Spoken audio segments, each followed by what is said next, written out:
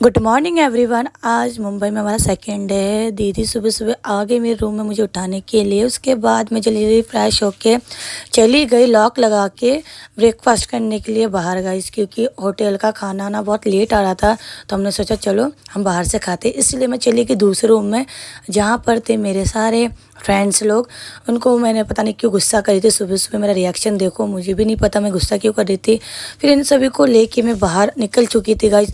और सुबह के 7:30 बजे गाइस, इतनी गर्मी, बाप रे। मुंबई की गर्मी ने तो हालत ख़राब कर दिया। और यहाँ पे तो जहाँ देखो वहाँ बिल्डिंग्स ही बिल्डिंग्स, क्या ही बोलूँ मैं। बिल्डिंग्स को देखते देखते हम पहुँच गए चाय के टपरी में। मतलब छोटा सा शॉप था। यहाँ का चाय गाइस बहुत ज़्यादा टेस्टी था। मुझे पता नहीं था, मैं टेस्टी बोल रही हूँ, समझ में आ रहा है कि इसका टेस्ट इतना अच्छा था ना, क्या ही बोलूँ। बहुत ही ज़्यादा टेस्ट अच्छा था इसका।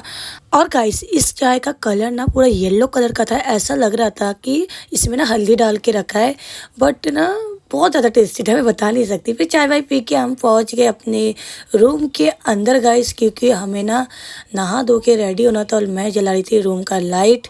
उसके बाद मैं थोड़ा रेस्ट करने लगी, क्योंकि रात को 2-3 बजे हम सोए थे।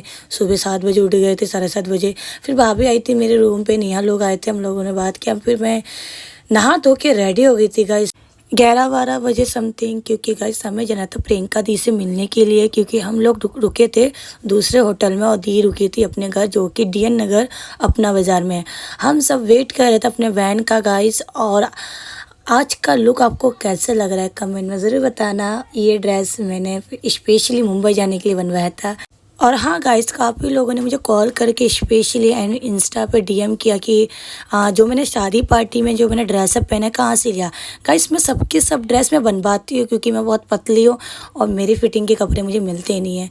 स्पेशली जब मुझे कहीं जाना होता है तब मैं बनवाती हूँ, क्योंकि मुझे कोई दिक्कत नहीं चाहिए बाद में। इसलिए हम सोचते कि बनवा ही लेते, फिटिंग का बनेगा। बातों में आ गया मेरा वैन के अंदर जल्दी से हम बैठ गए गाइस। पूरा 1.5 घंटा वैन ने हमारा वेट करवाया, क्योंकि बहुत ज़्यादा ट्रैफिक होता है यहाँ पे। भैया लोगों को पहले ही छोड़ दिया था, जमुना लोग सब पहले ही पहुँच गए थे। मैं थोड़ा लेट हो गई थी रेडी होने में, तो भाभी लोग हमने सोचा कि चलो हम साथ में ही चलेंगे। फिर हम सब बैठ गए थे वैन के अंदर। फाइनली दीदी से मिलने के लिए मैं इतनी एक्साइटेड थी, क्या ही बोलूँ। 4 दिन से ज़्यादा हो गए थे मैं दीदी से मिली नहीं, और मेरी खुशी देखो कितना है।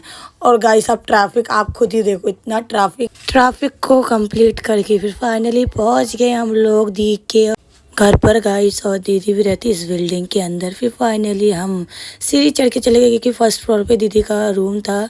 जैसे ही मैंने घर के अंदर एंट्री करी गाइस, मुझे ना एक प्यारा सा पपी मिला। डॉग कितना प्यारा लग रहा है ना, और बहुत ज़्यादा मैं खुश हो गई इसको देख के। उसके बाद मैं चली गई भागते हुए दीदी के पास, और मैं ब्लॉगिंग ही कर रही थी गाइस, आप खुद देखिए। और साइड से जमुना ने भी ब्लॉगिंग किया, जिसमें इसने स्नैपचैट से बनाया था और ये मैंने बनाया था।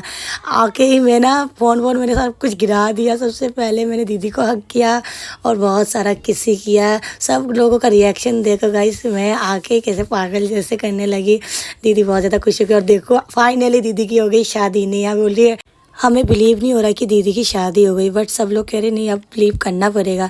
ये दीदी के जो नंदोई है, इनसे हमने हाय हेलो किया। उसके बाद ये बड़े नंदोई है, इनको बोले आप, इनसे मैं फ़ोन कर रही थी। एंड सबसे मिलने के बाद फिर मैं चली गई पप्पी के पास। मुझे ना ये बहुत ज़्यादा ही प्यारा लगा। मैं इसके साथ इतना खेला।